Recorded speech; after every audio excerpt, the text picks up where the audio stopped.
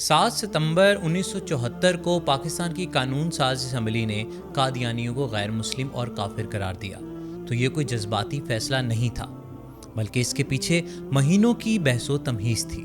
اگرچہ قادیانی مسئلہ قیام پاکستان سے بھی پہلے سے چلا آ رہا تھا اور 1935 میں ڈسٹرکٹ عدالت بہاولپور نے قادیانیوں مرزئیوں کو غیر مسلم بھی قرار دے دیا تھا، مگر اس کے باوجود اس حوالے سے کوئی اتفاق رائے نہیں ہو سکا۔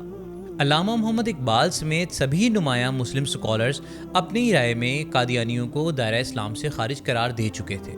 اس کے باوجود یہ مسئلہ چل رہا تھا۔ مولانا مودودی نے اسی دوران ایک کتاب لکھی، قادیانی مسئلہ۔ اس کتاب لکھنے کی پاداش میں انہیں نہ صرف جیل میں ڈال دیا گیا بلکہ فوجی عدالت نے انہیں سزائے موت بھی سنا دی۔ بعد ازاں انہیں رہا تو کر دیا گیا مگر قادیانی مسئلہ حل نہ ہو سکا اور ملک میں اس وجہ سے متعدد بار فسادات بھی ہوئے۔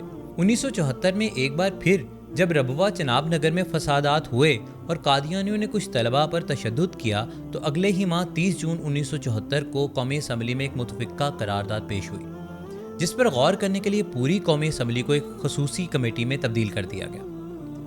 24 جولائی 1974 کو وزیر اعظم ذوالفقار علی بھٹو نے اعلان کیا کہ جو قومی اسمبلی کا فیصلہ ہوگا وہ ہمیں منظور ہوگا۔ 5 اگست سے 23 اگست 1974 تک وقفوں سے 11 دن تک قادیانیوں کے خلیفہ مرزا ناصر پر قومی اسمبلی میں جرا ہوئی۔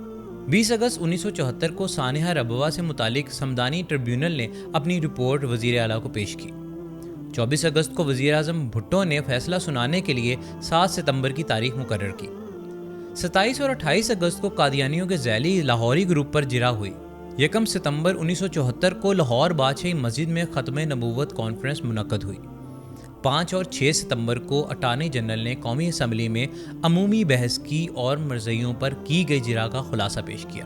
7 ستمبر کو مرکزی وزیر قانون عبدالحفیظ پیرزادہ نے امتناع قادیانیت کا بل پیش کیا اور اس کے بعد قائد حزب اختلاف مفتی محمود اور وزیر اعظم ذوالفقار علی بھٹو نے تقاریر کی، جس کے بعد بل کی ووٹنگ کا مرحلہ شروع ہوا۔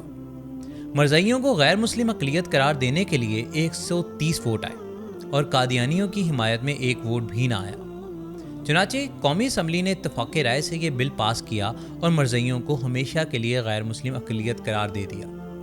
واضح ہے کہ اس ساری کارروائی میں قومی اسمبلی نے 2 ماہ سے زائد عرصے میں 28 اجلاس بلائے اور 96 گھنٹوں پر مشتمل نشستیں ہوئیں۔ تمام مسالک کی مذہبی اور سیاسی قیادت نے اپنی اپنی حیثیت کے مطابق اس میں کردار ادا کیا۔ 7 ستمبر کو شام 7:30 بجے سینٹ کا اجلاس ہوا۔ عبدالحفیظ پیرزادہ نے قومی اسمبلی کا منظور شدہ بل سینٹ میں پیش کیا۔ ایوان میں دوبارہ رائے شماری ہوئی۔